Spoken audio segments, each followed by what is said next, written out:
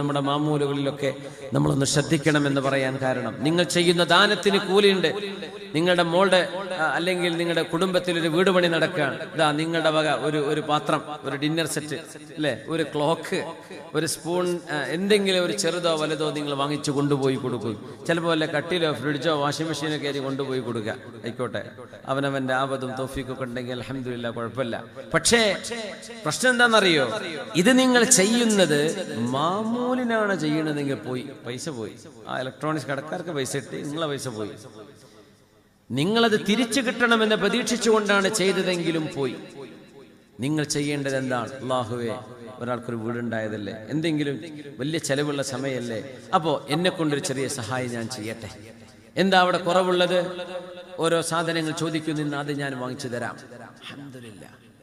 നിങ്ങൾക്ക് അങ്ങനെ ഒരു സന്മനസ് തോന്നിയില്ലേ? അള്ളാഹ്ക്ക് വേണ്ടി ചെയ്യും.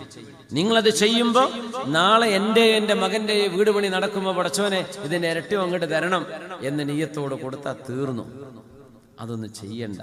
പറ്റൂലേ? ചെയ്യാതിരുന്ന പോരെ.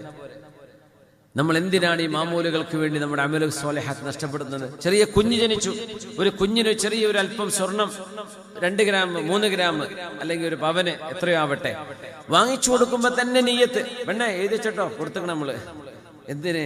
അടുത്ത പ്രാവശ്യം നമ്മ കുട്ടി ഉണ്ടാവുമ്പോൾ തരുന്നുണ്ടോ അല്ലേ നോക്കാനാ. ഇല്ലേ, ആ കുടുംബം തന്നെ തെറ്റും. എന്ത്? ഞാൻ കൊടുത്തിട്ട് എന്റെ കുട്ടിക്ക് തന്നില്ലല്ലോ. സുബ്ഹാനല്ലാഹ്. നിങ്ങൾ കൊടുത്തത് എന്തിനാണ്? അള്ളാഹ്ക്ക് വേണ്ടിയാണോ കൊടുത്തത്? അള്ളാഹ്ക്ക് വേണ്ടിയാണോ കൊടുത്തത്? അത് ബാക്കിയുണ്ടാകും.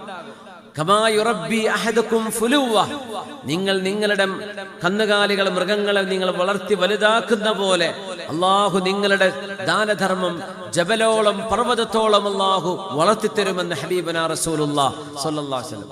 എങ്ങനെ? ത്വയ്യിബ്, നല്ലത്, നല്ല ത്വയ്യിബുൻ നഫ്സോടുകൂടെ, നല്ല മനസ്സോടുകൂടെ നിങ്ങൾ നൽകുന്നതിനാണ് ഈ പറഞ്ഞ കൂലിയൊക്കെ കിട്ടുള്ളൂ.